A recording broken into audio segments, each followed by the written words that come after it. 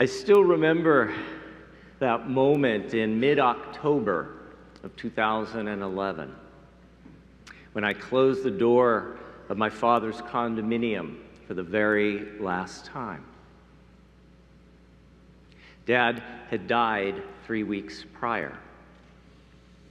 The rooms were all empty now, emptied of memories, emptied of photo albums filled with snapshots of childhood, high school, honeymoon, and beyond. Photos that changed through time from black and white to Kodak color, to digital printouts on demand. The rooms were all empty now, emptied of the family china his mother had chosen over a century before, emptied of the large glass china cabinet that none of the kids had room for, auctioned off to some stranger for $75. The rooms were all empty. Empty of that flat screen TV on which Dad watched his John Wayne Westerns. Emptied of fishing tackle and file cabinets once filled to the brim with financials. Emptied of the bed in which my father died 3 weeks prior on September 27th at 6:30 p.m. Everything is impermanent, the wise ones tell us. Change is our constant companion, they say. Loss is inevitable. Loss is hard. But my dad's life and death taught me that it's possible to thrive while everything keeps changing, and that we just might discover some delight in the midst of it all. First, let me introduce my dad to you. His name was George Frank Kutzmark, born in 1928 into a second-generation Polish immigrant family in the Elliott section of Pittsburgh, Pennsylvania. The only child of Francis Saniak and Frank Kutzmark, he was actually born bearing a different name, named George, which was his maternal uncle's name, and Frank, the name of his own father. My dad's last name should have been the wonderful Polish name Kaczmarek. That is the name on his birth certificate, George Frank Kaczmarek. But when he was a child, that last name was changed to Kutzmark after a family member hit a factory foreman with a shovel during a fight, knocking him down the flight of stairs. In order for the Kaczmarek clan to continue working in the tight-knit community of Pittsburgh's factories and mills, they needed a name change, hence the more Germanic-sounding Kutzmark. Like most of us, my dad lived through a myriad of changing identities as he grew from childhood into his elder years. First, he was a longed-for, beloved baby, the only child of Francis and Frank Kutzmark. Then, he was Georgie, the blonde-haired tyke who played in the backyard with his dog, Lucky. He was choir boy at St. Martin's Catholic Elementary School. Then he grew into a skinny basketball star at Langley High School and a fearless football player who, with his best friend Ed Hurley, once hung a kid upside down by his ankles out of a second-story school window just because he could. My dad ran with a teenage gang that stole a few cars, he confided. He was valedictorian of his senior class. How many can say that? My dad was a valedictorian and stole cars. And then he was proud member of the 71st Signal Service Battalion, Far East Command, a code breaker in post-World War II Japan. Thanks to the GI Bill and the privilege that was given only to white veterans, not black veterans, he was the first person in his extended family to go to college, and he went on to earn an MBA from the University of Pittsburgh.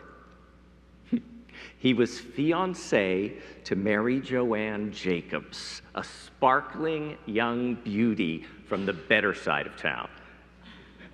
My dad was husband, industrial engineer, executive vice president of a steel company.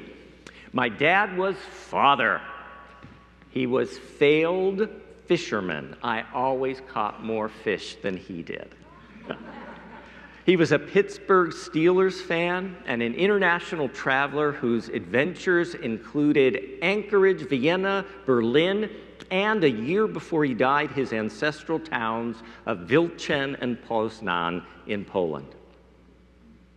My dad was a cancer survivor, devoted caregiver to his wife of 57 years as she was dying. He was grieving widower. He was proud Grandpa K to his grandson, John Copernicus.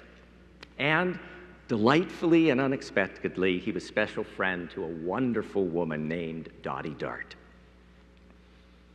On September 27th, 2011, he experienced his final change, forever passing into the mysteries of death. Shortly before that passing, I asked Dad how he had managed to live so fully and remain so centered through so many shifts over so many years. As one who tends to be buffeted by change, I wanted to know his secret to thriving. In answer to that question, Dad shared 4 things he believed were key to staying balanced and grounded within impermanence, and also discovering delight in the midst of it.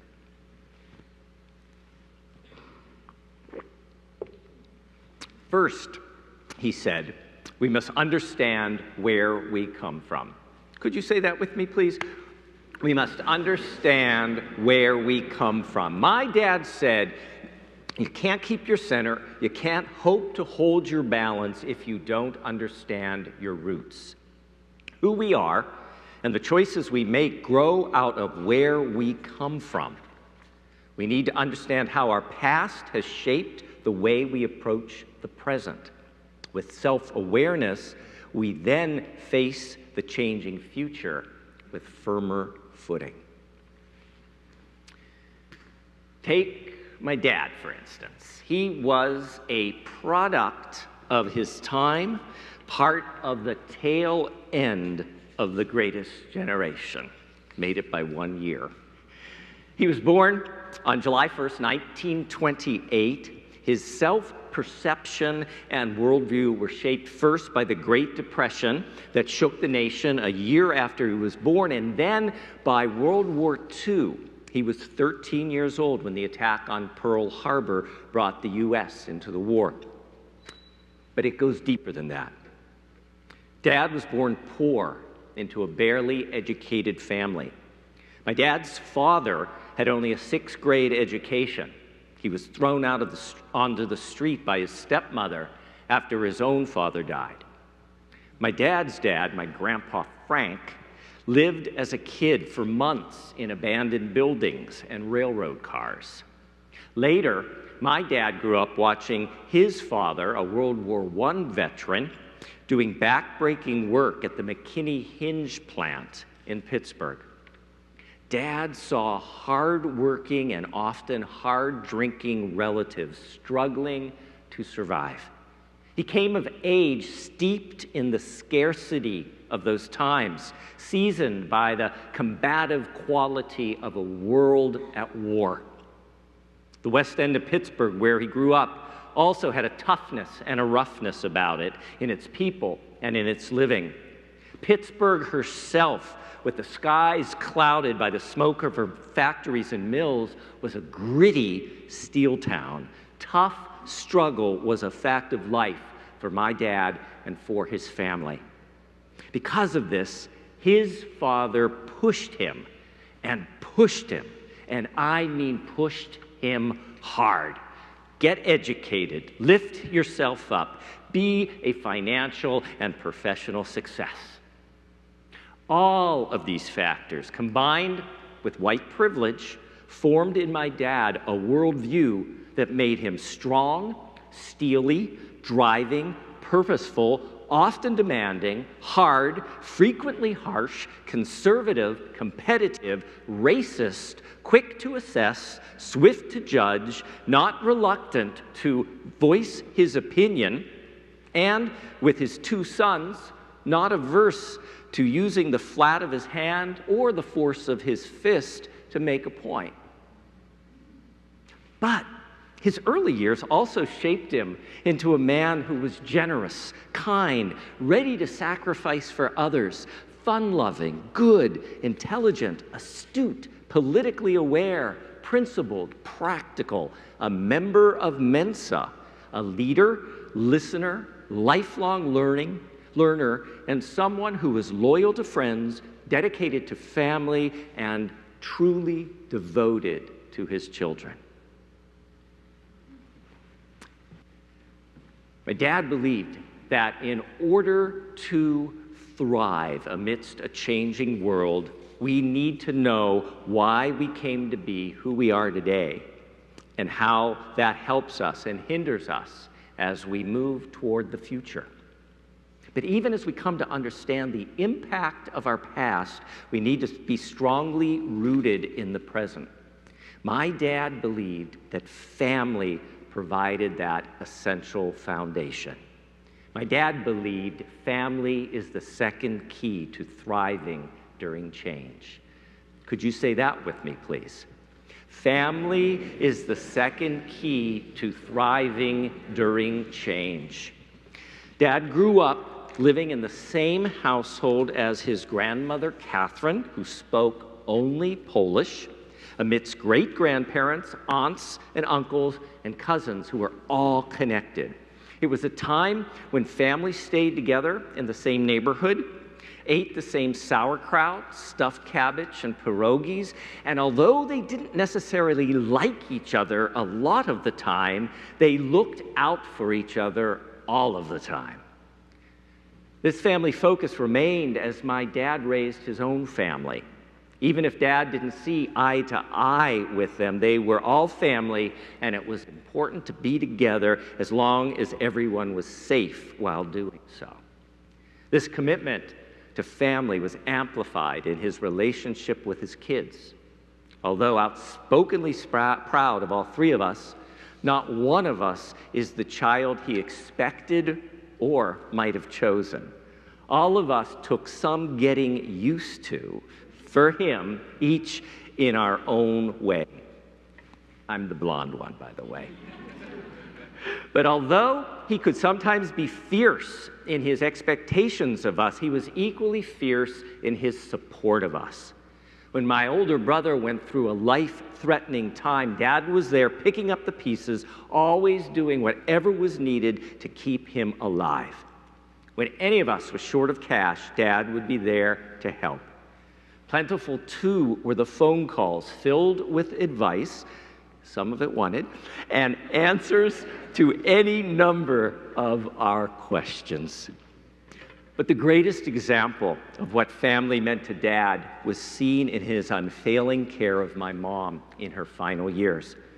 When Alzheimer's disease, aphasia from stroke, and multiple cancers made a hospice room the only option, Dad was there every day, talking to her, singing with her, watching TV with her, doing crafts with her, feeding her, cheering her, transferring her from bed to wheelchair, from wheelchair to toilet, wiping her, washing her, and weeping with her.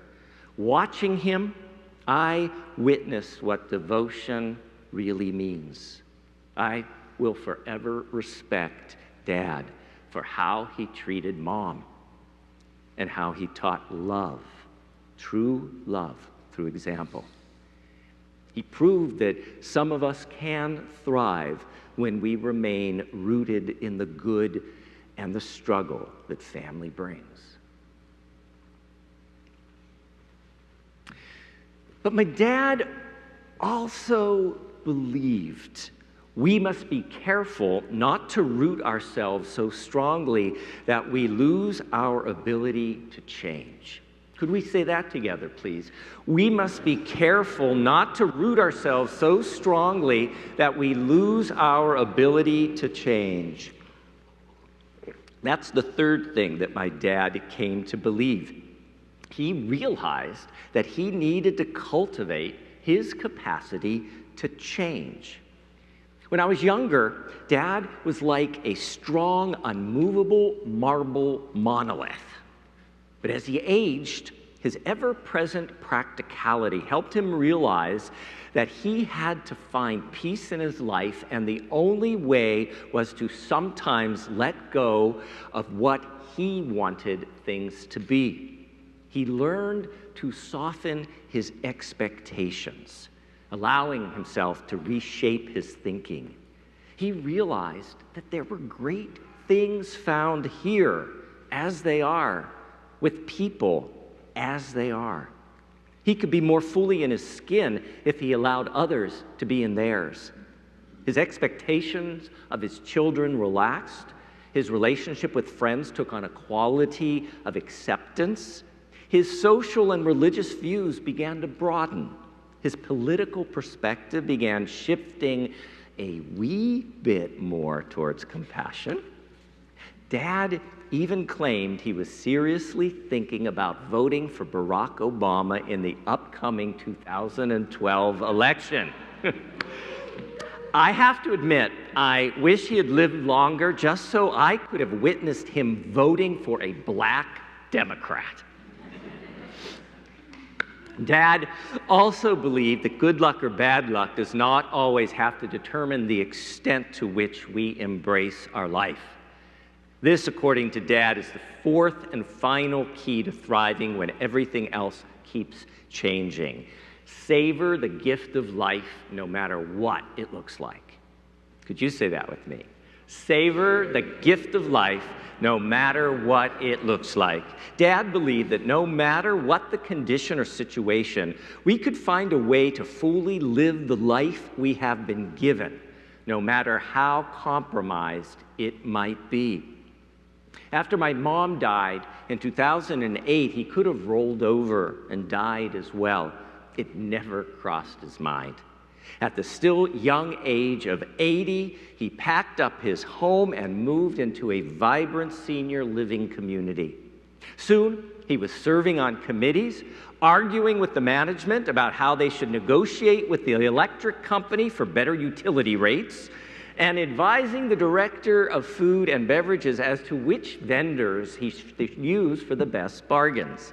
In short, he was trying to run the place. He loved it, and his neighbors loved him because he always had a warm smile and a positive attitude, no matter what. Dad was truly living. And Dad was dying. He had battled a rare blood disease for 6 years, kept alive through experimental medication and multiple blood transfusions, over 70 transfusions. Dad wanted to live longer. He wanted to live because he was happy. He wanted to live to see his grandson John grow a bit older. John and Dad shared a magical bond with each other when they were together. They each just glowed. And he wanted to live because when he least expected it, he found a special friend, a soulmate, with whom he could spar intellectually, travel, ride in a biplane, debate politics, play Scrabble, get beaten by at pool and Wii boxing, hike, eat, and learn. This love of his life, this delightful person named Dottie Dart, was such a gift to my dad. Dottie brought him great joy for the 2 years they shared together. And in the last weeks, Dottie gave him a reason to grab that walker and keep moving to the next transfusion, even when he was so very, very sick. This is the truth that my dad discovered. Don't give up on life, because life, even when it is ebbing, won't give up on you. When we least expect it, we might just find the soulmate who completes us. When we least expect it, we might find at the very least moments of miracle, bits of beauty, people and things that stir us and move us and enliven us and transform us and change us, and yes, things that will delight us. We can thrive while everything is changing. We can thrive while our own health is fading. We can live while we are dying. Dad modeled that. Even while platelets dripped into his veins in a last-ditch effort to keep him alive for a few more days, Dad kept his mind nimble doing crossword puzzles, flirted with the nurses, held the hand of his beloved, and enjoyed a cold cup of ice cream. The last time I saw my dad was the weekend before he died. His room was still filled with furniture and photos and family china. He was sitting in the living room watching a John Wayne Western on his flat-screen TV. "John Wayne is great," he declared. "Westerns, I could watch them forever." Dad, I wish you could watch them forever. I gathered my overnight bag and moved towards the door to leave. My dad suddenly exclaimed, "I'm going to order a blue sweater from LL Bean. Dottie told me I look good in blue. She said it makes my eyes sparkle."